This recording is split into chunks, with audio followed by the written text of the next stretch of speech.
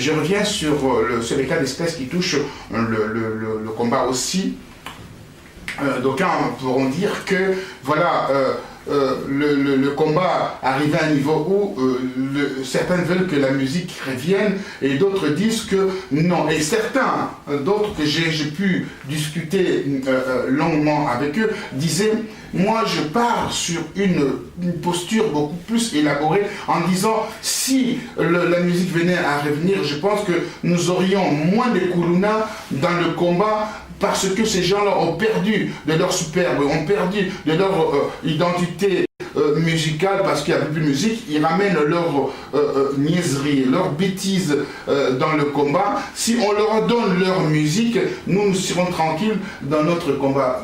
Que pensez-vous de cette option? Non, cette option-là, moi je ne suis pas d'accord avec ça, je ne crois pas parce que au niveau du Congo, il y a la musique tout le temps, mais il y a aussi l'expansion de Kuluna. Donc, et pourtant, quand il y a les concerts, ce sont des Kuluna qui y vont.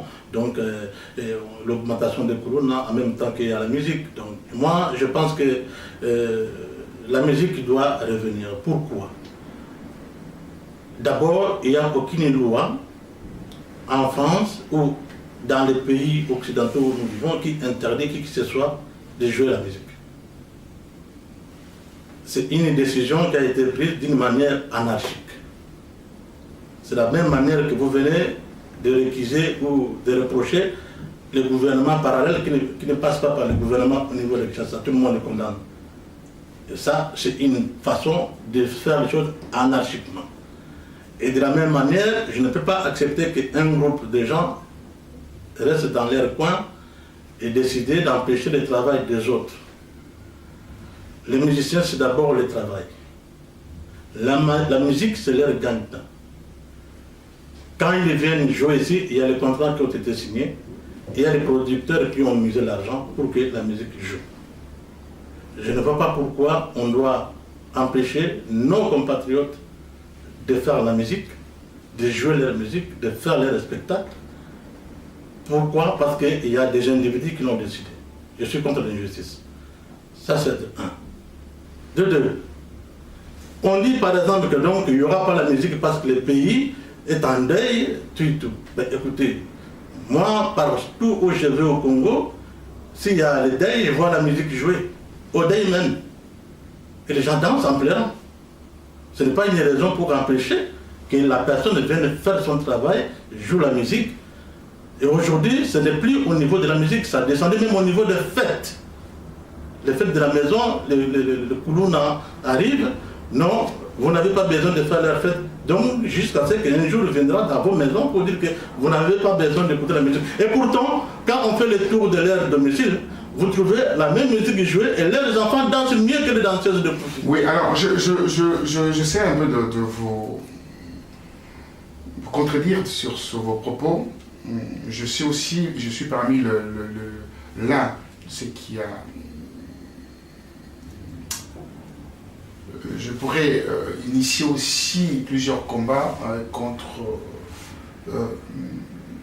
ces productions de musique dans la diaspora. Il s'avère que cet arrêt de la musique dans la diaspora a produit ses fruits. Produit ses fruits dans le sens où le gouvernement est arrêté, les gens ont saisi même le gouvernement de Monzitou, je me rappelle à cette époque-là. Lambert Médé avait pris le temps de fustiger la diaspora par rapport à cela. Donc c'était devenu politique.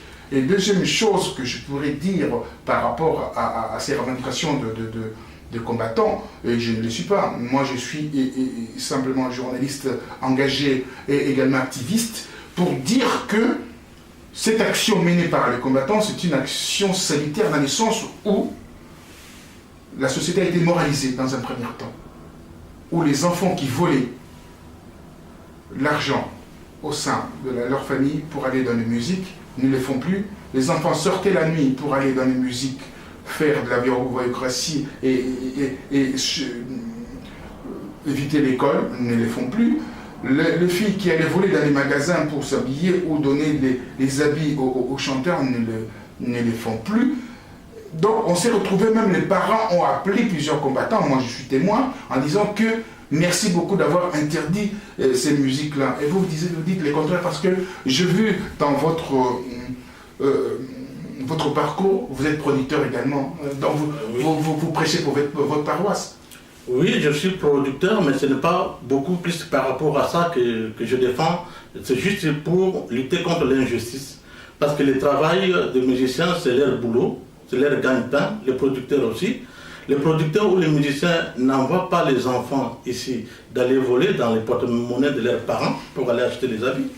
Et d'ailleurs, au niveau du Congo, la musique continue. Hein, quand on parle des problèmes des enfants, tout comme ça, la musique continue. Alors, si dans la diaspora, il y a des enfants qui vont acheter les choses, voler l'argent, mais il faut aussi voir ces problèmes au niveau interne de leur famille. Qu'est-ce que fait les parents, qu'est-ce que fait le papa ou les mamans avec les musiciens? Ça peut être l'héritage qu'ils ont vu par rapport à leurs parents s'ils le faisaient. S'ils le faisaient, je ne pense pas que tous les enfants ici dans la diaspora vont voler pour aller au concert. Non, c'est une catégorie des enfants qui ont pris peut-être les habitudes par rapport, il y a certes les entourages des voisins, mais par rapport aussi au comportement de leurs parents. Moi, je pense plutôt que les problèmes que vous venez de dire, c'est très important. Ça a alerté la conscience, oui. Mais jusqu'à quand va-t-on empêcher la musique de ne plus jouer? Alors on a observé bientôt, ça va faire 3 ans. Pour ramener à quoi en fait? Alors, vous venez de dire que donc ils ne volent plus. Et raison de plus de faire revenir la musique parce qu'ils ont pris conscience de ne pas voler quand il y aura la musique. Qui dit que quand il y aura la musique, les familles qui ont pris conscience, comme quoi que donc voler c'est mauvais pour aller au concert, ils vont reprendre à aller voler parce qu'il y a des concerts. Je tiens à vous préciser une seule chose, vous étiez candidat malheureux, je peux le dire, lors des élections en 2006 oui. En RDC.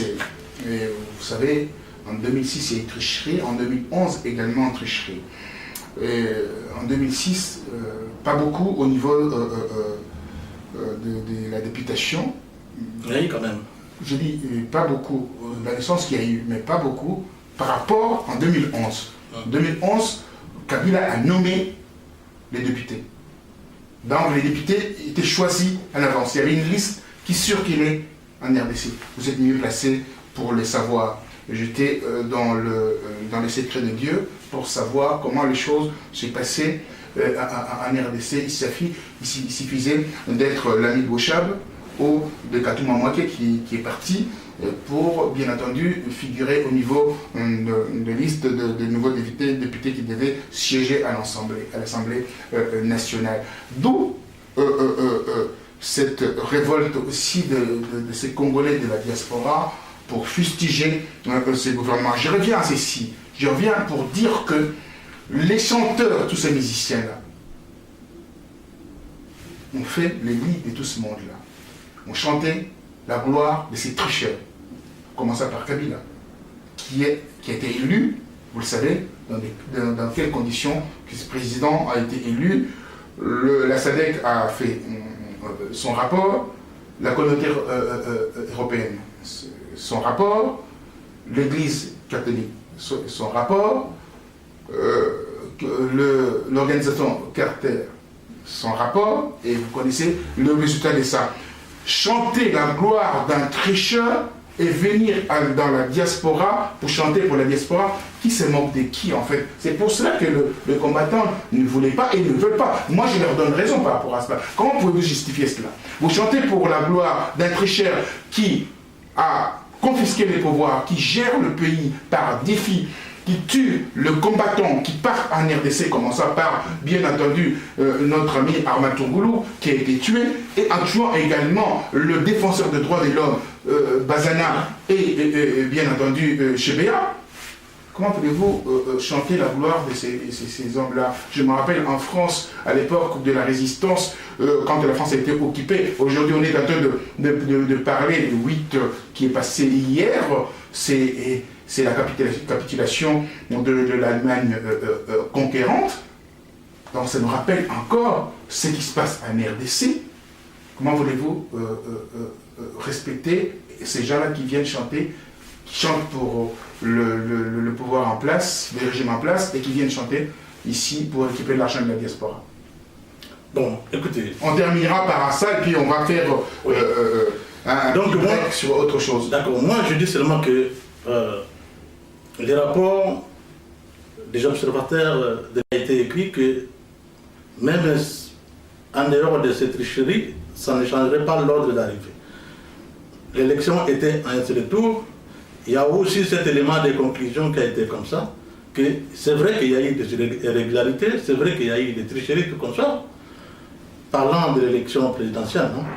Et que, quel que soit, malgré tout ça, ça ne change pas, ça n'allait pas changer l'ordre d'arrivée. Ça veut dire que c'est la... Non, je fais une comme parenthèse. Ça, c'était le dernier argument de Flau, qui est le pré-patron du Parlement de l'Assemblée fédérale belge, qui a émis cette hypothèse avec Louis Michel pour maintenir Kabila au pouvoir. Vous le savez aussi bien que moi comment, à quel jour ça a été organisé pour sortir ces propos-là. On le sait, ça s'est passé à l'hôtel Memling et Ngoï Mulunda était dans l'hôtel Memling, a reçu l'ordre de Flau pour renverser la tendance, donner la victoire à Joseph Kabila. Donc vous le connaissez non, dans la tout politique. ça c'est pas un problème. Je dis, je suis dans la politique et j'étais sur le terrain aussi. Donc vous ne pouvez pas cautionner cet élément qui est assez probant, qui montre à essayant que cet homme a triché.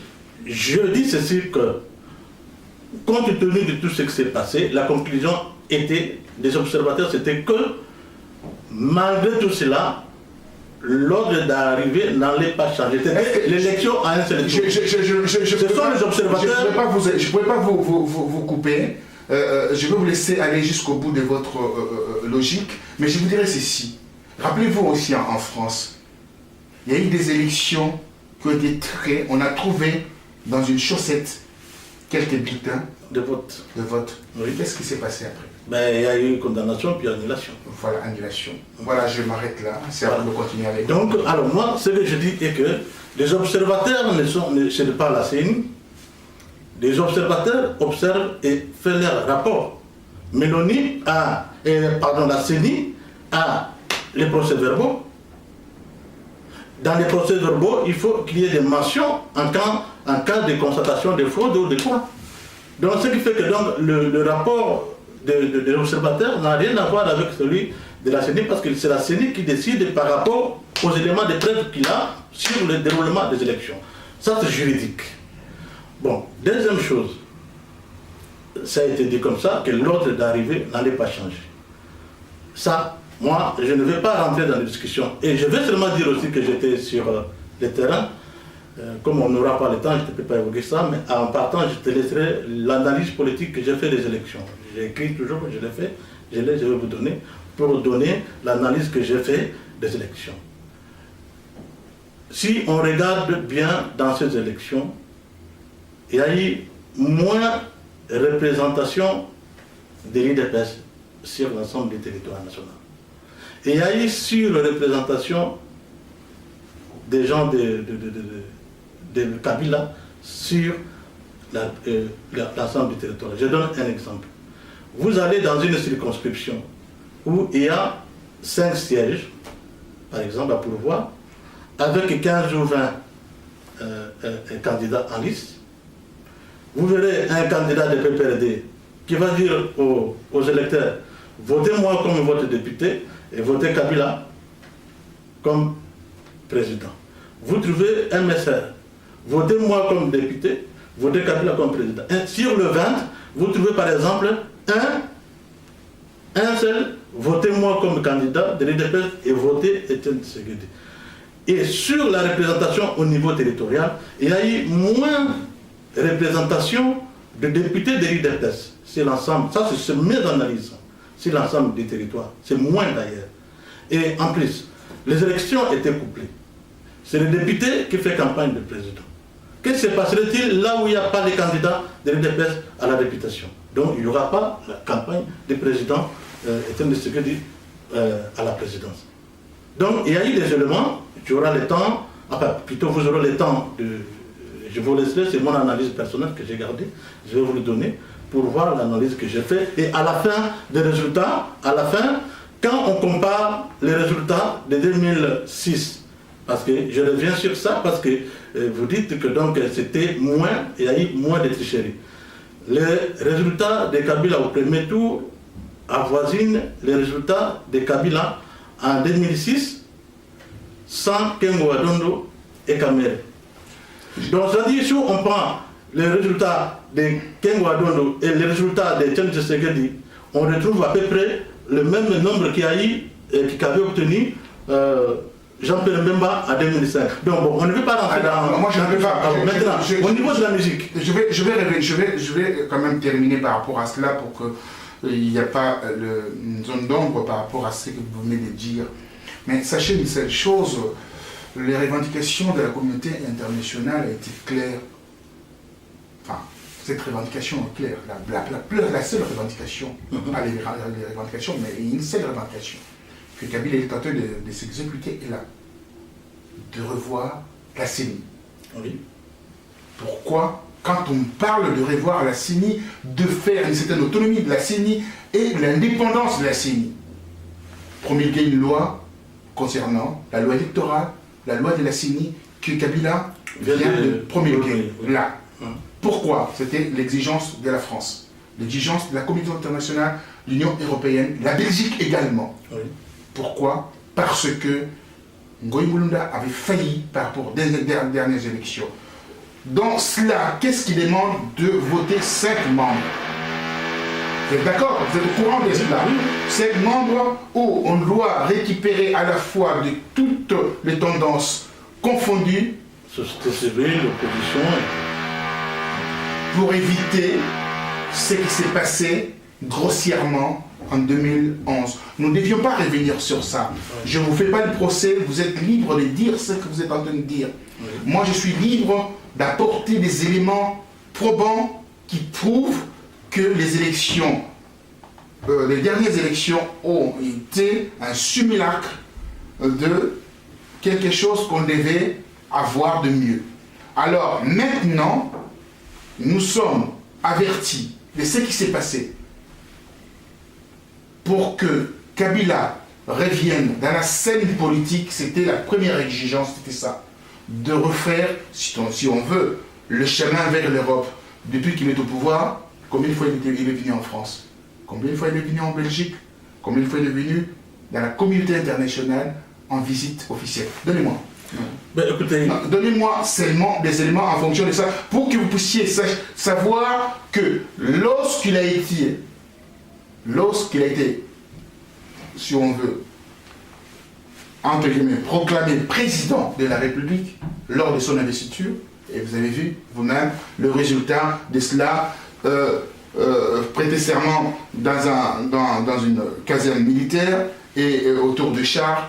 Là, on ne peut absolument pas faire. Mais je ne suis pas là à faire le procès. Je suis qu'un journaliste qui donne son appréciation par rapport à ce qui s'est passé. Maintenant, nous allons avoir une CENI, entre guillemets, qui fonctionnera comme il faut avec un nouveau président en dehors de Ngoï Mulunda qui a fait un désastre au sein de cet appareil. Ok, donc je dis ceci que par rapport à la publicité, je commence par là, par rapport à la publicité des musiciens qui chantent un tricheur, c'était une question, je ne suis pas encore arrivé. Voilà, donc c'est là, on va terminer avec ça. Oui, après je vais revenir aussi pour... non mais là, sinon on ne va pas partir et revenir. Ok, juste un mot, voilà. Je dis que donc les musiciens ont le devoir, ont le droit de faire la publicité de la personne qui l'a demandé. Ce sont d'abord aussi les agents publicitaires, ça c'est un. Maintenant, au niveau de la CENI, c'est vrai, tous les observateurs et nous-mêmes les Congolais, on a vu, et vous aussi, vous avez vu qu'il y avait des irrégularités graves au niveau des élections qui se sont passées au niveau de CENI. Et il était le souhait de tous que CENI puisse changer. Ça a été fait dernièrement par rapport à la loi, mais qu'est-ce que ça va changer concrètement? À mon avis, je trouve qu'il n'y a rien qui va changer. Je suis d'accord. Pourquoi? Je suis d'accord. Pourquoi? Parce que d'abord, le pouvoir a toujours la majorité. Je suis d'accord. Sur les 13 membres, je crois que certes déjà c'est pour le pouvoir, c'est déjà... Je disais que donc la CENI, pour moi, je ne vois pas les changements. Parce que la majorité est toujours majoritaire au niveau de CENI, même si on a intégré la partie civile. La société civile. La société civile. Mais c'est toujours la société civile, parce que la société civile n'a pas dit que c'est pour l'opposition. Et nous savons la motivation de beaucoup de gens qui cherchent là-bas, c'est d'abord le travail. Et l'argent aussi. Et ce qui dit travail dit la recherche d'argent. Mais quand on voit les députés qui gagnent déjà, qui se fait corrompre tous les jours à l'Assemblée, donc c'est que donc, le sort de la CENI, même si c'était modifié, ça va toujours dépendre des désirata du pouvoir. Pardonnez-moi, pour terminer avec ça, c'est très important, on allait peut-être oublier, Dieu merci, et notre cerveau fonctionne toujours. Des bruits de couloir, ici et là, les gens essaient de dire que Joseph Kabila essaye de modifier la Constitution. Et que la communauté internationale a mis en garde Joseph Kabila de ne pas franchir cette ligne rouge. Que pensez-vous par rapport à ça? Bon, écoutez, moi, je sais que la Constitution a été scellée, parce qu'on a débattu beaucoup en 2006, j'ai fait beaucoup de débats, pour obtenir cette Constitution. Ce n'était pas une Constitution exemplaire, mais en fait, pour moi, il fallait partir par là. Ouais, mais les Constitutions étaient prudentes parce qu'ils avaient scellé certains articles, on n'a pas le droit de les modifier, par exemple le nombre de mandats, tout comme ça. Je ne pense pas par quel mécanisme on va donner au président Kabila de prolonger le mandat. On a déjà vu ça partout en Afrique, on a posé la question à Sassou Nguesso dernièrement, c'est pareil, il y a toujours la possibilité d'imposer et de trouver, de gouverner par défi. Ça, on peut s'attendre. Mais moi, en tant que stratège, je crains qu'il n'y ait pas des élections organisées en 2016. Si la Constitution n'est pas modifiée, c'est intéressant ce que vous dites là. En tant que stratège, si la Constitution n'est pas modifiée, et si le pouvoir, président Kabila a toujours l'intention de continuer, à l'absence de la modification de la Constitution, il ne va pas organiser des élections. Parce que si on n'organise pas les élections, donc comme il n'y a pas des élections, lui, il continue. Jusqu'à quand? Quand il y aura des élections, il y aura quand? Quand il va organiser? Il va organiser quand? On ne sait pas. Voilà le chemin qui va aller, qu'on risque de vivre en 2016. Et je pense que ce schéma-là, on va le vivre en 2016. Alors, d'autres parlent de la réconciliation, d'abord le débat, la rencontre avec la diaspora. D'autres veulent aller, d'autres n'iront pas, donc ils sont fermes et catégoriques. Moi je pense qu'on ne peut pas négocier avec les Téchers, c'est ce que moi je pense d'ailleurs, et je n'irai pas d'ailleurs à cette conférence pour la RDC. Mais vous, qu'est-ce que vous pensez par rapport à cette conférence nationale qui va réunir tout le monde?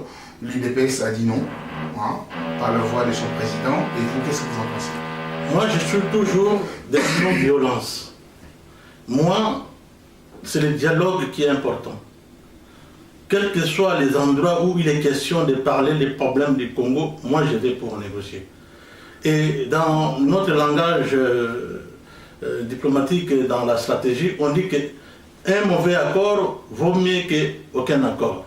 Donc, aller sur la table de négociation, tête à tête, se faire connaître, les yeux dans les yeux, peut toujours dégager quelque chose. On amène des propositions, tricheur ou pas tricheur, il est là-bas, quand on tape qui est le président du Congo, c'est Joseph Kabila. Donc on est obligé de faire avec, si nous aimons le Congo. J'aimerais d'abord rajouter une chose. D'ailleurs, nous les Congolais, nous avons intérêt à aimer Kabila. On n'a pas intérêt. Si nous voulons, je dis que nous avons... Là, je vous modifie. Laisse-moi dire, moi je dis on n'a pas intérêt parce qu'il y a l'intérêt, c'est-à-dire l'obligation. Moi je dis que nous avons intérêt à aimer Kabila. Il est arrivé en 2001 au pouvoir, il est là au pouvoir. Quand nous crions dans les rues de Paris, dégage, dégage, dégage, ou des rites de l'Europe, dégage, mais les Blancs se moquent de nous. Parce que si nous-mêmes nous disons que donc c'est nous qui avons mis Kabila là-bas, mais quand vous vous dites de dégage, ben, il est toujours en légion avec cela. Alors, est-ce que la meilleure manière... Laissez-moi terminer, pardon. La meilleure manière de faire dégager Kabila ne serait-ce pas que les Congolais l'aiment plus? Non. Je pense que la seule façon que vous essayez de faire passer... Je suis un non-violent. Non violent, mais c'est pas dit qu'on ne peut pas combattre avec un régime sanguinaire et totalitaire. Non, on dit simplement de cette chose, vous avez dit que c'est les Congolais qui l'ont mis en place. Non, c'est la communauté internationale qui a pris la décision de faire garder cet homme au pouvoir. Je voulais quand même faire cette rectification. Mais je dis que c'est la communauté internationale. Mais par contre, quand nous y allons dans les rues de l'Europe, c'est que Kabila dégage, mais c'est les rapprocher encore plus de ceux qui l'ont mis en pouvoir. Non, pardonnez-moi. Quand on parle de Kabila dégage, il y a un signal fort qui est lancé à la communauté internationale. Ce signal, on a vu les résultats aujourd'hui. Quand le président François Hollande est parti en RDC faire un discours et on sait ce qu'il a dit. On le sait. Aujourd'hui, je vous ai posé la question, citez-moi un seul pays où Kabila en 12 ans est venu en visite officielle. Ben, vous allez compter sur mes doigts, là, vous ne le saurez pas. Il est bien chez lui. Hein, je ne parle pas. On ne peut pas. Vous savez, le pays, vous avez dit, le pays devient, vous savez, la planète, c'est un village. Un village planétaire, oui. On ne peut en aucun cas se permettre de dire que celui-là est bien celui. Si on est un vrai stratège, un vrai politicien, d'autres pays qui ne s'ouvraient pas s'ouvrent. Et mais là, pardonnez-moi. Le Congo n'est pas fermé. Non, pardonnez-moi. Le Congo n'est pas fermé. Pardonnez-moi. Ouais. Le premier VRP du pays, c'est le président de la République. Le VRP qui ramène derrière lui le chef d'entreprise et ses ministres pour à la fois voir en termes d'échange avec leurs homologues, là où ils vont aller en mission. Le chef d'entreprise vont négocier avec les grandes entreprises de CAC 40, peut-être 40 sociétés de la bourse, pour essayer de se tirer un peu la lumière de ces sociétés cotées en bourse pour avoir une certaine visibilité dans leur pays respectif, c'est-à-dire au Congo, avoir Shell, Total, Alstom, mettre les trams à Kinshasa, tout cela pour les emplois, pour le bien-être. Bien entendu. Donc le VRP, le premier VRP, avant qu'il y ait le président de chambre de commerce et d'industrie puisse aller, mais le président là, de chambre de commerce et d'industrie, va accompagner le président de la République, et c'est le président de la République qui donnera les holas, qui donnera le mot essentiel, afin que les investisseurs puissent venir à un pays. Alors on ne peut pas dire qu'un pays, le président soit mieux chez lui. Ça c'était la parenthèse. Pour terminer... Attends, est-ce que, avant de continuer, je viens pour ne pas oublier. Est-ce que, M. Bongo, je ne sais pas si c'est Bongo ou des Bongo, M. Bongo, est-ce que vous venez de dire ici une chose? Quand on est parti des Kabila dégage, vous venez de dire que ça a eu l'impact. Pourquoi? Parce que quel est le pays où le président Joseph Kabila a été reçu en visite officielle? Vous-même vous avez répondu, on ne peut compter que sur le bout des doigts. Ok. Et après vous avez expliqué que le premier VRP du pays, c'est le président qui ramène ses ministres, qui va voir les investisseurs pour les ramener, pour les convaincre à amener les investissements au Congo. Et ces investissements que vous venez de citer vous-même, des Total, des Shell, des tramways, tout comme ça, c'est pour assurer le bien-être du peuple congolais. Alors, pendant que, comme vous reconnaissez que le président ne peut plus déplacer, pourquoi? Parce qu'il y a la diaspora qui crie jour et nuit que Kabila dégage, mais vous rendez mauvais service au Congo. Non, attendez. Vous rendez un mauvais service au Congo parce que si le président était VRP, si vous avez les soucis du Congo, vous aurez dû demander à ce que lui qu'il puisse se promener, faire le lobby pour l'intérêt du Congo, le permettre à se promener, à faire ce lobby, à faire ce appel d'investissement pour le bien-être du Congo. Oui, alors, grâce, vous venez de m'avouer que grâce à la diaspora, avec un capital de gage, le président ne peut pas ramener des investissements. Permettez-moi, vous marchez contre le monde. Non, je n'avoue absolument rien. Je suis en train de vous démontrer simplement qu'on ne peut pas gérer un pays. Je ne vous... Je vous ai jamais... Je dis qu'il était bien chez lui. Vous avez dit non, le président ne peut pas être bien chez lui parce qu'on est dans un monde planétaire. Il faut qu'il voyage.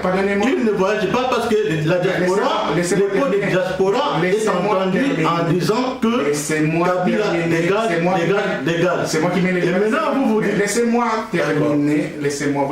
Vous répétez. C'est pas en se répétant que vous allez convaincre les gens. Je dis des choses simples. Je dis on ne peut pas gérer un pays par défi.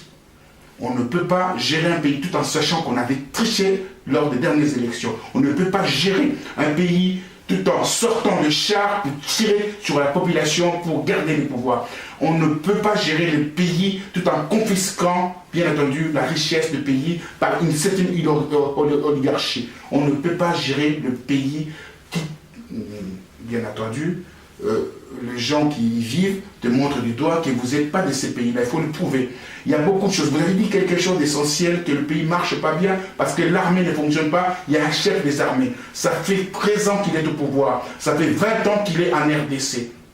Il n'a jamais enrayé cette souffrance qui est dans l'est de la RDC. Il est chef des armées. Je dis chef des armées. En 12 ans, nous pouvons mettre en place une armée de 500 000 hommes pour marcher sur toute l'Afrique centrale. J'ai bien dit marcher sur toute l'Afrique centrale. Nous sommes à 70 millions d'habitants. Et si on mettait seulement 500 000 hommes pour la souveraineté du Congo, aucun pays pourra dire un mot sur la RDC. Ça, je fais la petite parenthèse. Quand j'ai dit la diaspora a réveillé la conscience internationale, même des investisseurs, même des présidents qui sont à l'étranger, parce qu'ils voulaient montrer à cette communauté internationale qu'il y a un point focal que vous deviez traiter, c'est la fourberie, la tricherie et la malveillance de ces régimes qui est en place. Donc on ne peut pas s'asseoir avec quelqu'un qui a triché. On ne peut en aucun cas donner un crédit à celui qui est venu au pouvoir au bout de 15 ans, 13 ans de pouvoir, devient milliardaire avec 15 milliards de dollars sur son compte, sur le compte offshore. On ne peut en aucun cas laisser cette population dans une misère terrible. Aujourd'hui, la RDC, c'est le pays où on ne peut pas être femme dans ce pays. Le pays, le dernier rapport qui vient de sortir hier, est coté à 187e au niveau de la protection de la femme. C'est-à-dire que le dernier de la classe. On ne peut en aucun cas se prévaloir dire que depuis que je suis au pouvoir, j'ai ramené la stabilité en RDC, que les gens mangent à leur faim. C'est à partir de ces revendications-là, les Congolais sont en train de dire non à cela. S'il a porté le bien-être dans ce pays, qu'il soit rwandais, qu'il soit tanzanien, qu'il soit je ne sais pas où, d'où il peut venir,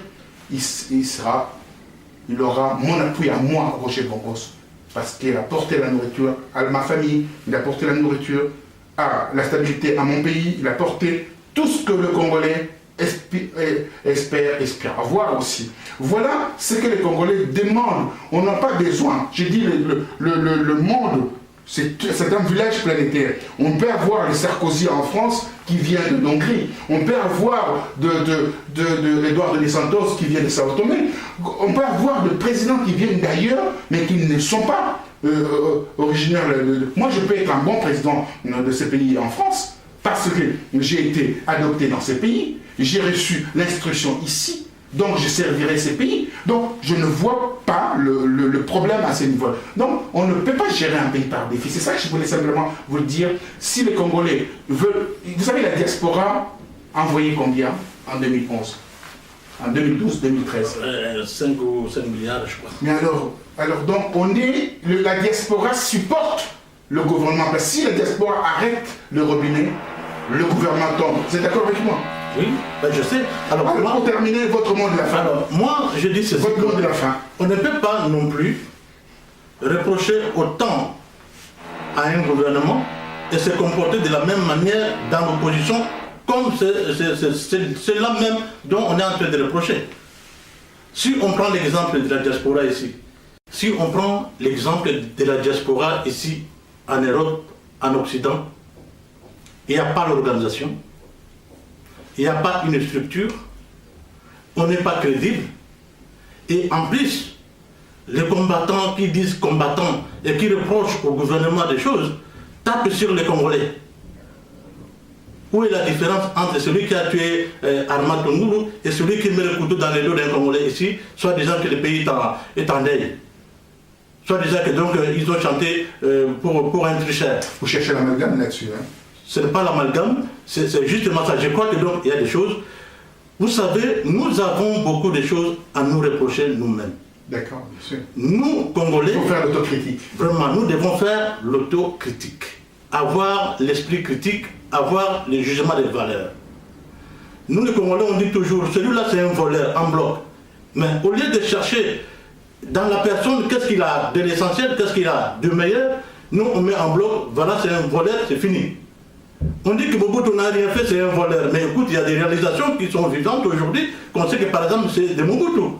Donc moi, j'appelle le Congolais à avoir quand même un jugement des valeurs, à chercher l'excellence dans la personne, dans la tête, dans le cerveau de la personne, dans tout ce qu'il a fait dans la vie. Cherchons ce qui est bien, plutôt que d'aller chercher ce qui a des bêtises qu'il a fait pour les remonter. Donc il faut que nous ayons la politique de l'excellence. Et deuxième chose, nous devons avoir... Terminé. Oui. Deuxième chose, nous devons avoir l'esprit des textes, c'est-à-dire le respect de la parole donnée. Quand on a signé un engagement, nous devons le respecter. C'est tout ça. Nous reprochons aux gens, aux dirigeants actuels qui sont au pouvoir, ils sont des dictateurs, on les donne les noms. Mais regardons nous-mêmes comment nous nous comportons dans nos familles. Est-ce qu'on est des démocrates? La démocratie, ce n'est pas quelque chose de l'individu, ça ne se décrète pas. La démocratie, ça se cultive dans les mœurs. Et une fois qu'on a la démocratie, et à ce moment-là, on va constater que voilà, on est des démocrates. Vous dites qu'un tel, c'est un dictateur. Vous arrivez à la maison avec sa femme, tu le tabasses, tu ne veux pas qu'il parle. Qui est dictateur et qui ne l'est pas? Mais c'est la même manière que vous allez gérer le pays, c'est la même manière que vous vous comportez avec vos enfants à la maison, avec vos femmes à la maison, avec vos sœurs et frères. Est-ce qu'aujourd'hui le Congolais est assez démocrate? Je ne pense que non. Nous ne sommes pas encore dans l'esprit de démocratie, n'est pas encore dans nos mœurs. Parce que l'esprit de démocratie, c'est l'esprit de responsabilité, c'est la tolérance, c'est le dialogue entre même les combattants ici qui vivent dans les pays. Merci à vous, merci. Bon, vous venez de terminer, c'est passionnant, mais nous sommes obligés de couper. Nous sommes pris par le temps, plus d'une heure ensemble. C'est intéressant, nous ferions une prochaine émission ensemble. Je vous dis à très très bientôt. Merci d'avoir suivi ces débats assez intéressants. Ça donnera du grain à moudre à la diaspora, afin que la diaspora puisse se prendre en charge. C'est assez intéressant, c'est important d'ouvrir les yeux et de voir beaucoup plus loin. L'horizon est assez lointain, mais il faut aller vers cet horizon-là et connaître le fondement de la vraie politique, et de la vraie opposition et la vraie résistance, de respecter tout le monde et de respecter vraiment le principe de la résistance et le principe du combat, afin que nous soyons victorieux. Merci à vous et à très bientôt.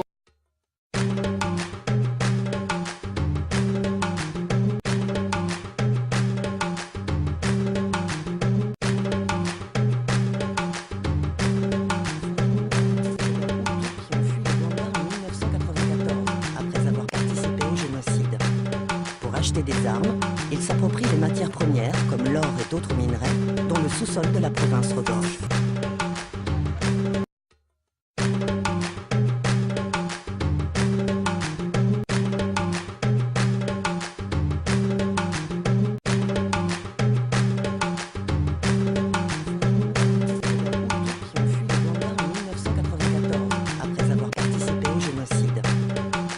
Des armes, ils s'approprient des matières premières comme l'or et d'autres minerais dont le sous-sol de la province regorge.